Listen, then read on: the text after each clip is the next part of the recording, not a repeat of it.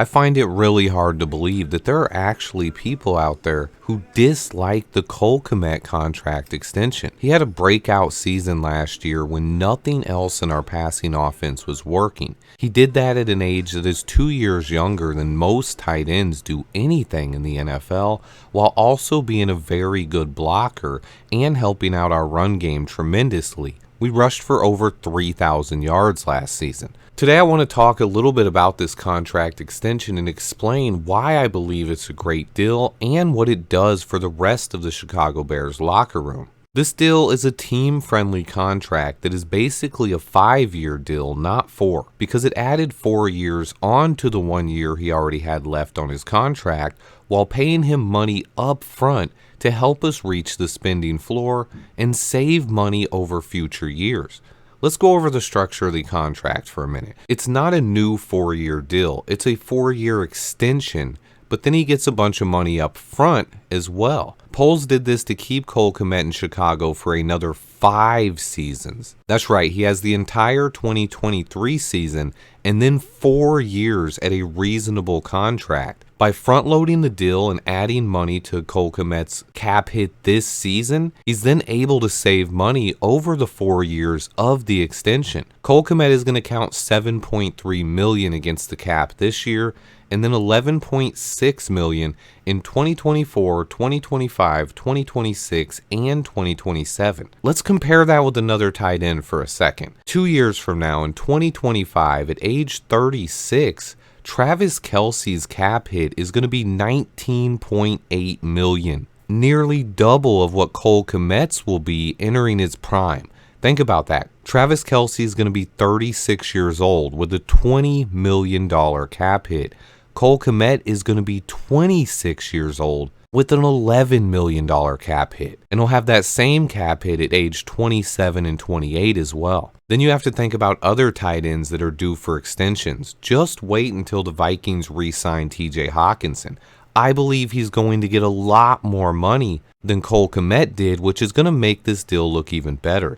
And then we have to talk about another key point: availability. Someone on Twitter decided to hate on Cole Kmet's extension and compare him to Darren Waller. That's just a bad idea. Waller has been in the NFL since 2015. Cole Kmet has started nearly as many games as Waller, only 2 short, but has been in the league for 4 less seasons. Availability matters. Cole Kmet has yet to miss a game in his 3-year career. On top of that, he continues getting better. When Waller was Cole Kmet's age, he had 2 career receptions in the NFL. 2. Cole Kmet has 138. They are not the same. Waller, like most tight ends, didn't break out until after the age of 25. His breakout didn't actually come until he was 27. Cole Kmet was 23 last season. He will be 24 this year. Tight ends historically have their best seasons at ages 25, 26, 27, and 28. Guess what? Ryan Poles just locked Cole Kmet up for his age 25, 26, 27, and 28 years on a value contract. We're going to have Cole Kmet on a deal that is not top 10 highest paid tight end in the league throughout the stretch of his prime. Ryan Poles then said it best himself. They want to reward homegrown talent on the roster, but they will also not spend foolishly and overpay. This deal is a huge win-win. But if guys like Jalen Johnson and Chase Claypool want to stay in Chicago, they might want to consider taking a team-friendly deal. He sent a message to the locker room, and it's the most underrated part of the Cole Kmet extension. The locker room is buzzing. Poles has shown the younger guys that if they buy in and work hard, they can be rewarded for it. This is huge in my opinion and will only help more players buy in. Some fans overlook what it means to actually buy in, because everyone is a professional and expected to work hard, but when players buy in, they care more. They work harder, and the results show up on the field. This Cole Kmet extension was a big win for the Chicago Bears. I've yet to see a single argument against it that made any valid points. Ignore the nonsense. This was a great move by Ryan Poles, and the hype for the Chicago Bears' future continues building. Little bonus to anyone who wants to stick around and watch till the end, I made a video nearly 6 months ago explaining why the Bears must extend Cole Kmet and my thoughts on the tight end breakout theory relative to their age. This was one of the best videos I've made in the last year, in my opinion, and it went very underrated. This one has not gotten a lot of views. If you want a deeper dive into why I believe from day one that Cole Kmet was a must-extend player and why I think his breakout is coming over the next years and this contract will be an even bigger value, check out that video, but I'll play a small clip from it here at the end. The Bears will be practicing when this video drops. Expect a day 3 camp update later today. Stay tuned. Please remember to hit that like button. And until next time, bear down. And I think one of Ryan Poles' most important jobs this offseason is extending Cole Kmet.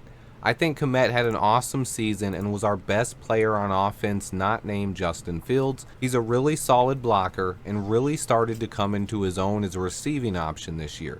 He had slightly less catches and yards than he did in 2021, but he improved across the board in my opinion.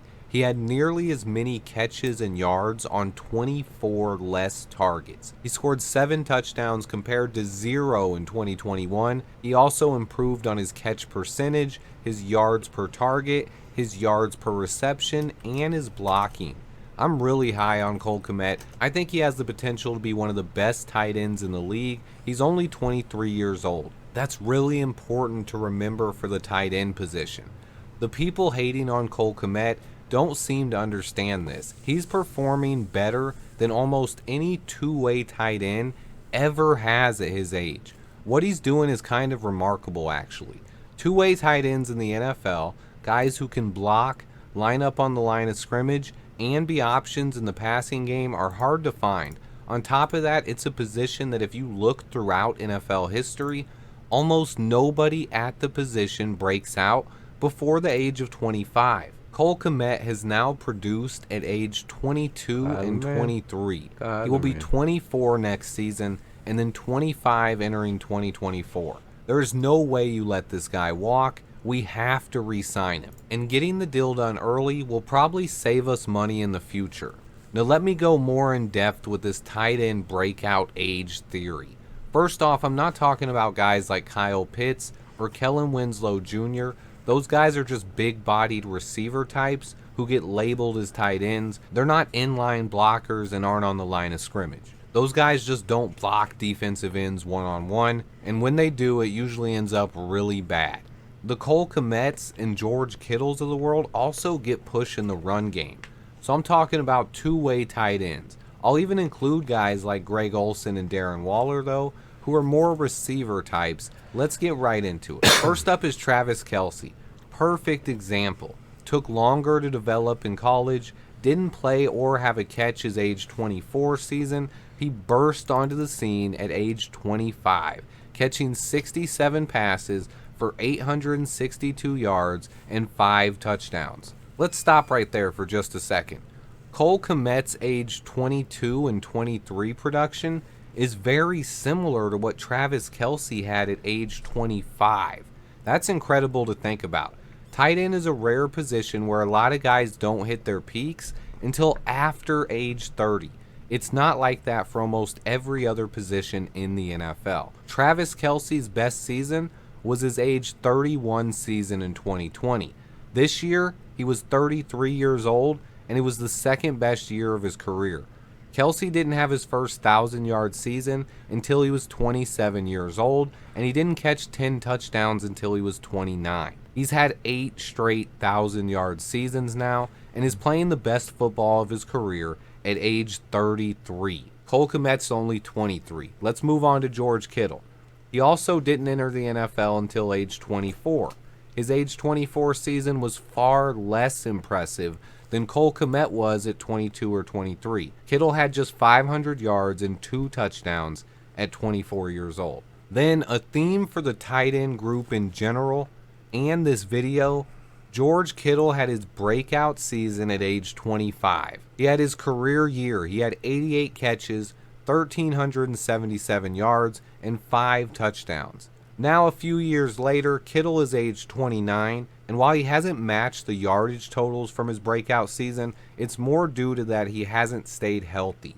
He did have his first 10-plus touchdown season this year at age 29, scoring 11 touchdowns. Cole Kmets scored 7 touchdowns. That would be George Kittle's second most of his entire career. There's no way you can call Cole Kmet a bust at this point in time, but people do it.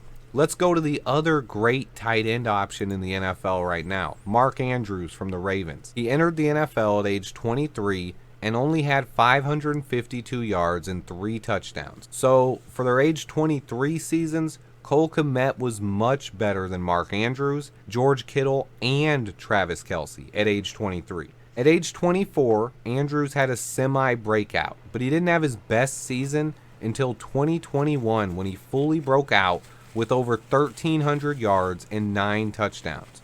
While Andrews probably had the best age 24 season on the list, he didn't really break out until he was 26. Yeah, we icy. We going for that ring. We about to go golf. Let's go to the swing. So, yeah. Swifty in the house!